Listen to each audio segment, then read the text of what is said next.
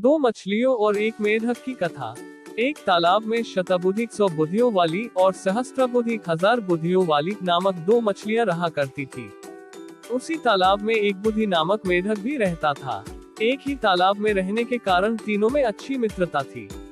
दोनों मछलियों शतबुद्धि और सहस्त्रबुद्धि को अपनी बुद्धि पर बड़ा अभिमान था और वे अपनी बुद्धि का गुणगान करने से कभी चूकती नहीं थी। एक बुद्धि सदा चुपचाप उनकी बातें सुनता रहता। उसे पता था कि शतबुद्धि और सहस्त्रबुद्धि के सामने उसकी बुद्धि कुछ नहीं है। एक शाम वे तीनों तालाब किनारे वार्तालाप कर रहे थे। तभी समीप के तालाब से मछलियां पकड़कर घर लौटते मछुआरों की बातें उनकी कानों में पड़ी। वे अगले दिन उस तालाब में जाल डालने की बात कर रहे थे, जिसमें शतबुद्धि, सहस्त्रबुद्धि और एक बुद्धि रहा करते थे।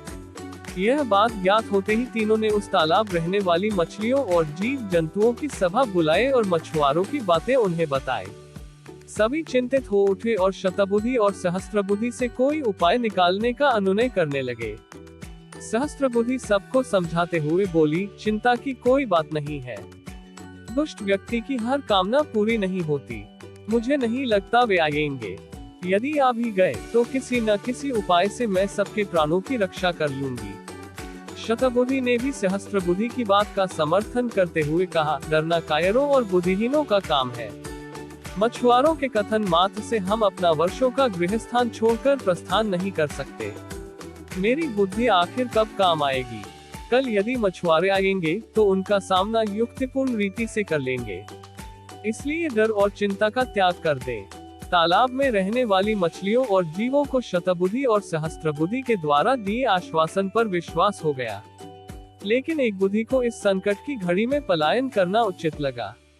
अंतिम बार वह सबको आगाह करते हुए बोला, मेरी एक बुद्धि कहती है कि प्राणों की रक्षा करनी है तो यह स्थान छोड़कर अन्यत्र जाना सही है। मैं तो जा रहा हूँ। आप लोगों को चलना है तो मेरे साथ चले। इतना कहकर वह वहाँ से दूसरे तालाब में चला गया। किसी ने उस पर विश्वास नहीं किया और शतबुद्धि और सहस्त्रबुद्धि की बात मानकर उसी तालाब में रहे। अगले दिन मछुआरे आए और तालाब में जाल डाल दिया।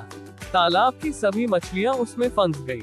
शतबुद्धि और सहस्त्रबुद्धि ने अपने बचाव के बहुत यत्न करे, किंतु सब व्यर्थ रहा। मछुआरों के सामने उनकी कोई युक्ति नहीं चली और वे उनके बिछाए जाल में फंस ही गई। जाल बाहर खींचने के बाद सभी मछलियां तड़प तड़प कर मर गई। मछुआरे भी जाल को अपने कंधे पर लटकाकर वापस अपने घर के लिए निकल पड़े। शतबुद्धि और सहस्त्रबुद्धि बड़ी मछलियां थीं, इसलिए मछुआरों ने उन्हें जाल से निकालकर अपने कंधे पर लटका लिया था। जब एक बुद्धि ने दूसरे तालाब से उनकी ये दुर्दशा देखी तो सोचने लगा, अच्छा हुआ कि मैं एक बुद्धि हूँ और मैंने अपनी उस एक बुद्धि का उपयोग कर अपने प्राणों की रक्षा कर ली। शतबुद्धि या सहस्त्रबुद्धि होने की अपेक्षा एक बुद्धि होना ही अधिक व्यवहारिक है। सीख 1, बुद्धि का अहंकार नहीं करना चाहिए।